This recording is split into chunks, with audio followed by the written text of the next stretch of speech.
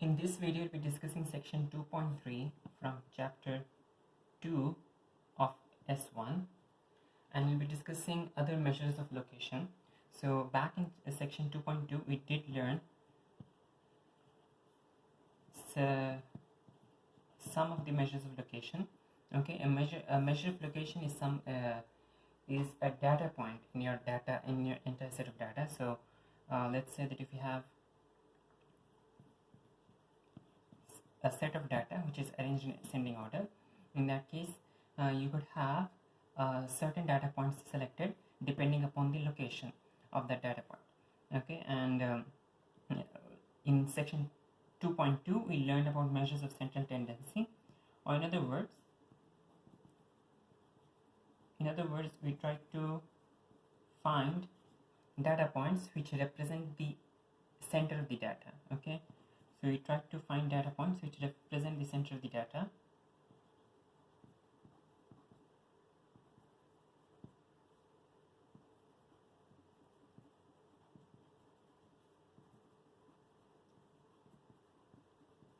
And the options we had were mean, median, and mode. We know that mean is sigma x by n, x bar is equal to sigma x by n.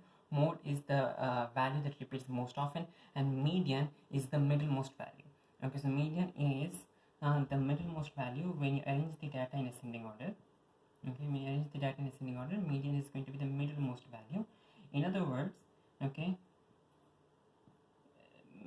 median is the middlemost value. In other words, 50% of the data is going to be below the median. Okay, 50% of the data is going to be below the median, and 50% is going to be above the median. Okay, now in this section we'll be learning some other measures of location, and these are not the same as the measures of central tendency. They will not be representing the center of the data, but they'll be measuring other positions. Okay, and the first kind of measures of location we are studying will be quartiles. Okay, now back in section 2.2 we learned about median, which divides the data into two equal parts. We have 50% of the data points below the median and 50% of the data points above the median. Quartiles divide the data into four equal parts. In other words, you'll have three quartiles actually. Okay, you have the lower quartile Q1. Okay, this is the lower quartile Q1. You'll have the upper quartile Q3, and the second quartile is called the median. Okay, so you already know what the median is. Okay, the median is the value that separates 50% of the data point, the lower 50 from the upper 50, and the lower quartile. Okay, the lower quartile separates the lower 25 from the upper 25. So in other words, 25% of the data values 25% of the data values will be less than Q1. Okay, often you'll be asked in your examination, like if you do find the quartile value, let's say if you find the lower quartile or if you find the upper quartile, in that case what does the quartile value represent? Okay, so if you find the lower quartile value represents the value compared to which 25% of the data values will be less than. Okay, so 25% of the data values will be less than the lower quartile, and for the third quartile, okay, the upper quartile, 75% of the data values will be less than the upper quartile. In other words, if you flip talk about how many values are going to be above, in that case for Q1, 75% of the data values are going to be above the lower quartile, and for Q3, 25% of the data values are going to be above the 25% of the data values are going to be above the upper quartile. Now we also have quartiles divided into four equal parts. We also have percentiles, and in the same way that quartiles divide the data into four equal parts, percentiles divide the data into 100 equal parts. Okay, so let's say if you find the 10th percentile, okay, the 10th percentile, which will be representing using P10. Okay, if you find the 10th percentile P10, it means that 10% of the data values will be less than this value. 10% of data values are going to be less than P10. 10% of the data values are going to be less than P10, and the 10th percentile will be somewhere over here. Okay, the 60th percentile will be somewhere over here, P60, and the 90th percentile will be somewhere over here, P90. Okay, so I did give an example back in section 2.2, but over here let's consider, let's repeat the example. Let's say that if you want to find out if you're giving grades in an examination and you want to decide what should be the grade for A. Okay, let's say if you want to decide what is the grade for A. Okay, in that case you can determine the 80th percentile. Okay, if you want to make 80% of the students get an A, sorry, 80% of the students, the other 20% of the students. Okay, so the 20%, the higher 20% of the students, if you want them to get an A, okay, in that case you need the 80th percentile. Okay, so the 80th percentile means, okay, 20% of the students will be above the 80th percentile. Okay, so 20% of the students will be above the 80th percentile. Okay, so often those kind of situations, okay, let's say grades or even some other situations where you want to determine specific data points, okay, in those cases percentiles do help us determine the location of certain data points. Okay, so now to help us find quartiles and percentiles, we can find using the total number of data values. So let's say if you want to find out the quartiles, okay, the quartiles for discrete data. For continuous data, it is going to be easy. I mean, determining the number of values. Let's say that if you have n data values, okay, if you have n data values, in that case, for continuous data, we just simply divide n by 4. So quartiles, let's say the lower quartile Q1 is going to be the n by 4th value. Okay, the lower quartile Q1 is going to be the n by 4th value. Okay, the median is going to be the n by 2th value. Okay, and the upper quartile Q3 is going to be the 3n by 4th value. Okay, now if you, let's say that if you want to find out the mth percentile, so if you want to find out the mth percentile, in that case it is going to be the m by 100th value. Okay, and also just to make sure that since Q1, okay, since 25% of the data values are going to be less than this lower quartile, Q1 is the 25th percentile. Okay, so the 25th percentile and the lower quartile are both the same thing. Okay, Q2 will be dividing the data into two equal parts. In other words, 50% of the data is going to be less than Q2. Okay, so P2 is also the 50th percentile and Q3 is the 75th percentile. Okay, but in general, if you want to find out the nth percentile, in that case it is going to be m by 100th value. Okay, and that's the for continuous data. In case you want to find out for discrete data, in that case we do need to take certain caution. Okay, because for discrete data the rules do become a bit more confusing. Okay, so let's say for Q1, Q2 and Q3, if you want to find out the quartiles, in that case, okay, for Q1,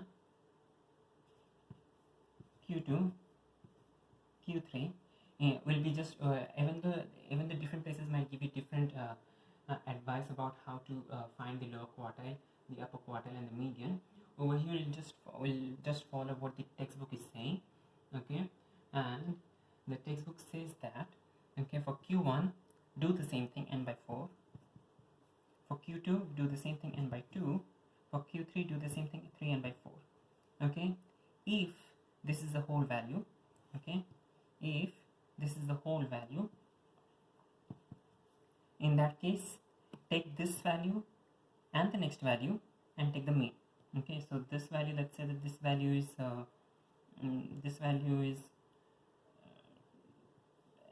so take the mean of this value and the next value, so this plus next by 2. Okay, and the same rule applies for both Q2 and Q3. So if you have a whole number, okay, in that case take the value, take the next value and divide that by 2. Take the value, take the next value, and divide the whole thing by 2. In other words, take the mean of the value and the next value. Okay, now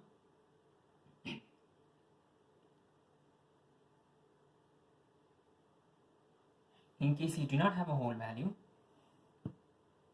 okay, in case you get a fraction, in that case simply round up. Okay, round up for all three of them, simply round up. Okay, so in the continuous case you just do n by 4th value, n by 2th value, and the 3 n by 4th value. In the case of discrete data, if you if n by 4, n by 2, and 3 n by 4 are whole, in that case take that value, take the next value, and take the mean of them. Okay, and if you are not getting a whole number, in that case round up and take the value. The same thing is going to apply for the percentage as well. Okay, so if you have pm, in that case calculate m by 100. Okay, if you get that, in that case, if that is a whole number, in that case take that value, take the next value, take the mean. If not, in that case round up. Okay, now let's consider an example. In this example, we'll be doing example 6. Okay, we'll not be writing down the data points. The data points are there on page number 13. Okay, now in this question, it says that the data below shows how far in kilometers 20 employees live from their place of work. Okay, now they're asking us to find the median and the quartile. So we have 20 data points. Okay, n equals 20 data points. So since n equals 20 data points, then you want to find the median and the quartile. Okay, the median, okay, the median is the second quartile. The median is the second quartile, so that's going to be 20 by 2,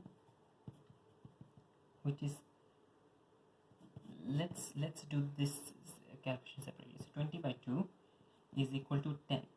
Okay, so 20 by 2, the value is the 10th value. So over here, since 10 is a whole number, in that case we'll do the 10th value plus the 11th value by 2.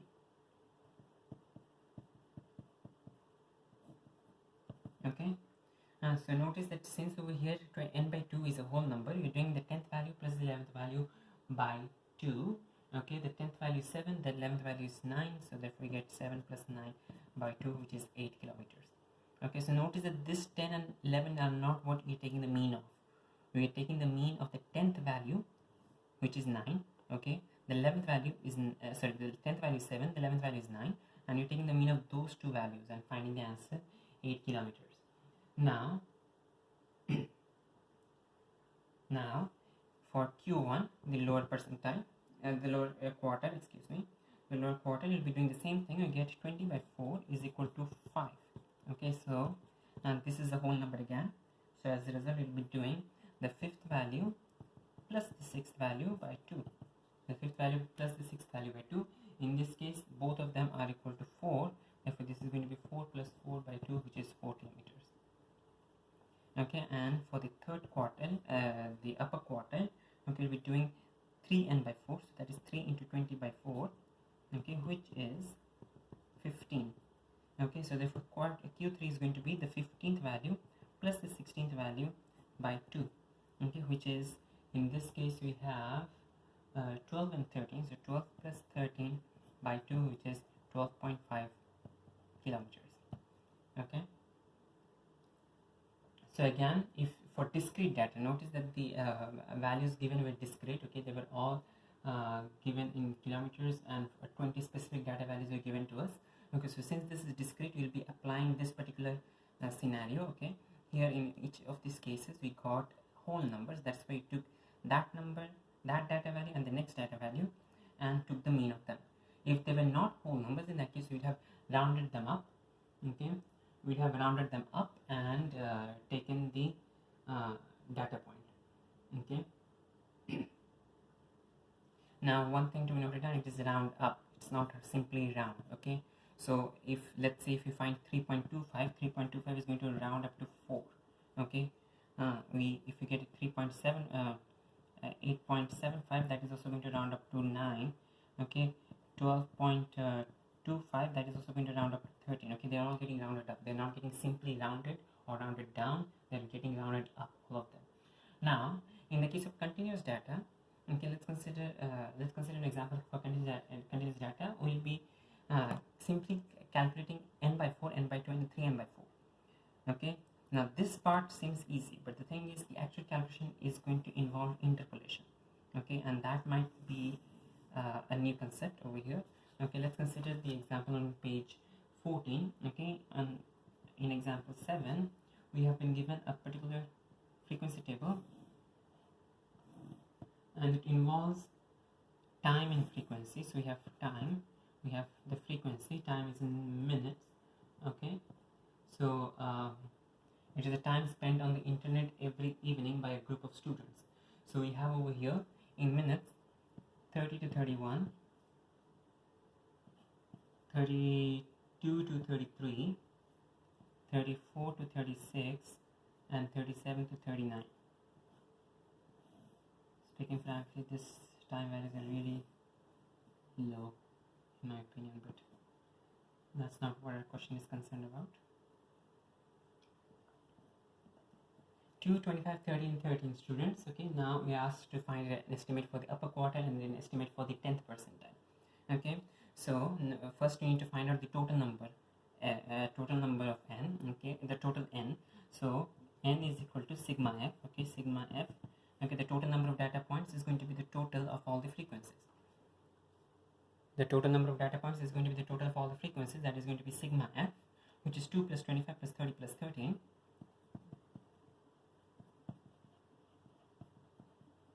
And that is equal to 70. So we have 70 data points here. Okay, now and the third quartile, okay, notice that since this is continuous data, in the third quartile Q3 is going to be simply 70 into 3 by 4, 70 into 3 by 4th value. Okay, which if you calculate using a calculator, you'll be finding that this is equal to 52.5, the 52.5th value. Okay, we'll not be doing any rounding over here. Okay, for for continuous data you do not do any rounding, we just have the value and we'll be continuing with that. Okay, so 70 into 3 by 4th, the whole value is the 52.5th value. Okay, now, okay, what is the median, what is the Q3 class? Okay, the Q3 class, okay, if we find out the Q3 class, okay, just like you did in the previous section, in section 2.2 did the median class. Okay, so over here the Q3 class is going to be, so we have 2, we have 25, so that's 27 in total. So we have 2 here. When you add this you get 27, when you add this you get 57, and when you add this you get 70. So in other words, okay, the first and the second value are in this one, the third till the 27th. Okay, just to be careful, the second value is in this one, the third till the 27th is in this one, the 28th till the 57th is in this one, and the 58th till the 70th is in this one. Okay, so 57 is in this one, 27 is in this one. We need that 52.5th value, so that is going to be in this one. So the Q3 class is going to be 34 to 36, but just to be careful, we do need to consider the exact class boundaries. Over here notice that there is a gap, okay, and this is time. Okay, so the gap is going to be distributed equally for both of them. So this is the boundary with this here is going to be 33.5. okay, so we have 33.5 is less than or equal to t, which is less than 36.5. okay, so that's your Q3 class. Okay, 33.5. okay, do consider the gap is less than or equal to t, which is less than 36.5. okay, now so this is a Q3 class. Now if you want to find out the value for the upper quartile, notice that we do not have the exact values for all the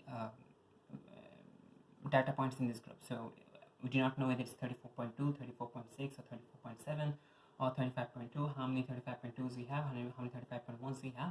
So as a result, whatever value you get for the Q3, even though you do know that the Q3 class is this one, we know that the 52.5th value is in this one.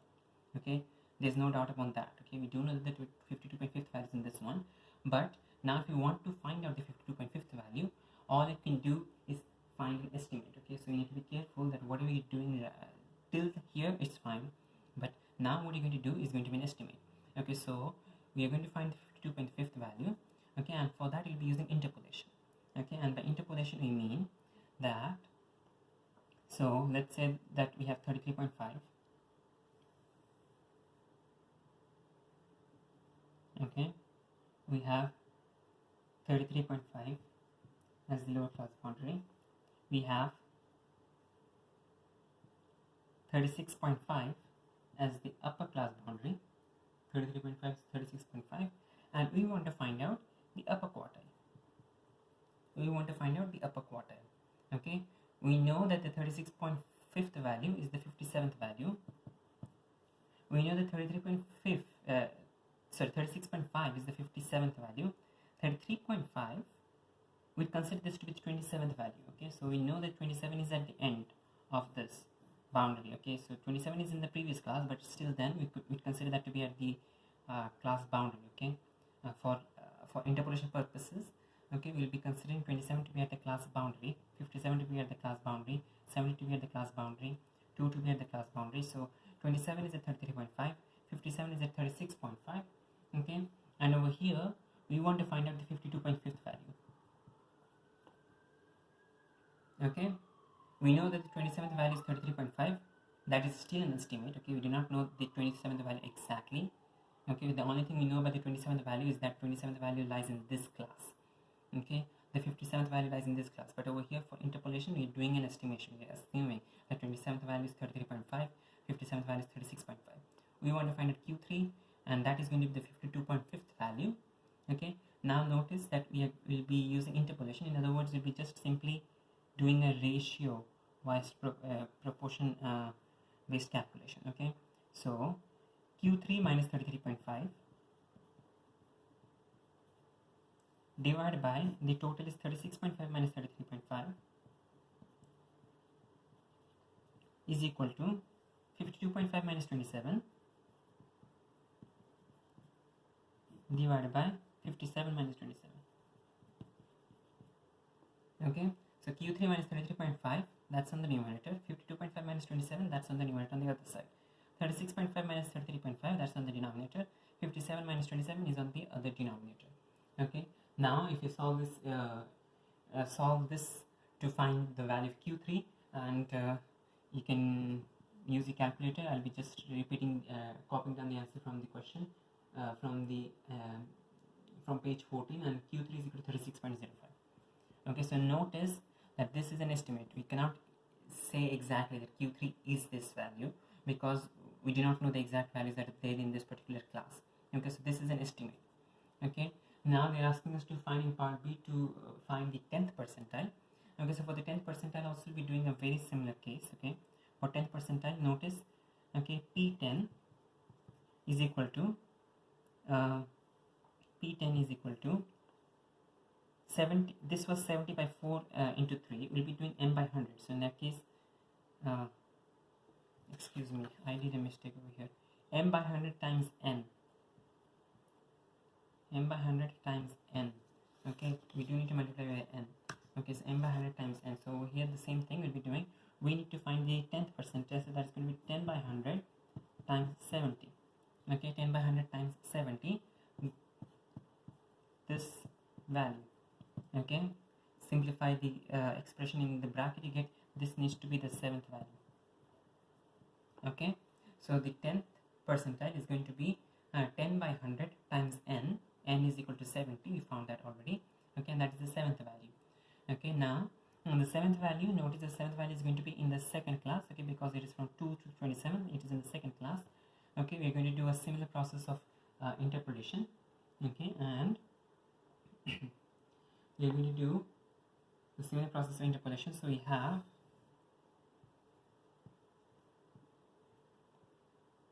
the class boundary over here. The class boundary over here is 31.5. The class boundary over there is 33.5, and we want to find out the 10th percentile.